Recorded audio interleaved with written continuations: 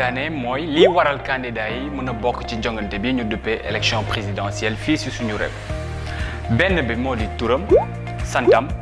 bisu juddu candidat bi fu mu juddoo ak waasoom maanaam filiation ñaareel bi moo di candidat bi ndax am na nationalité sénégalaise wala itam mi ngi njëriñoo ay axam ak yëleefam ci ni ko code électoral bi tëralee ñetteel bi moo di